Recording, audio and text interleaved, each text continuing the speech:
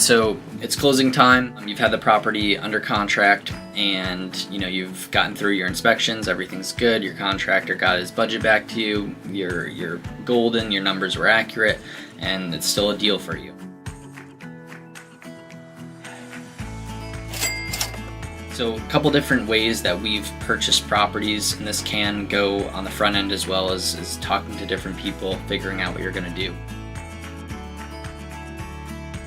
The first option is, if you have the cash, buy the property cash, put the money into it to fix it up and sell it. That's going to be the easiest way. Very easy to close with the title company. You don't have any financing contingencies. That's awesome. If you're in that position, most people aren't.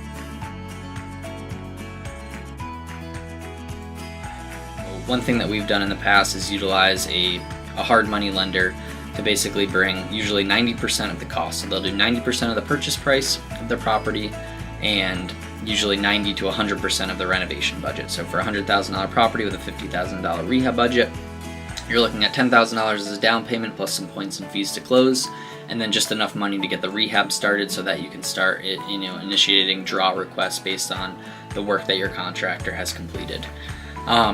So that's also great. You do need a little bit of personal capital in that example. And, the hard money lender is going to want to see a little bit of liquidity so that they know you can afford to make those payments and float the debt until the project sells. Another thing that we've done is bring on a private lender to basically gap fund exactly what I just talked about. So in that same example, we needed the $10,000 as down payment plus some points and fees plus some money to get the rehab started. So we would go to a private money lender and raise $25,000 to $30,000 and say, hey, we'll pay you back when the project sells. We'll offer a 10 to 20% interest rate. We don't have to worry about paying them, but they give us the $25,000, $10,000 to down payment, call it another $5,000 to close, $10,000 to start the rehab budget. We initiate a draw from the hard money lender. They give us the $10,000 back for the work we've completed, and that keeps the project going back and forth. So that's really allowed us to take on multiple projects at once that we couldn't otherwise have done because we were limited to personal capital. Another thing that we have done is through actually doing this, proving hey, this is possible, building a track record, we've been able to go to private investors and say, hey, we've got a project, would you be interested in funding the entire purchase and rehab, and we'll just make the monthly payment to you every month.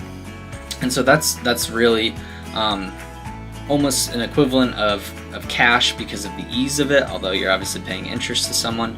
But that's also allowed us to take down quite a few deals and move very quickly, because a hard money lender is still going to have some boxes to check.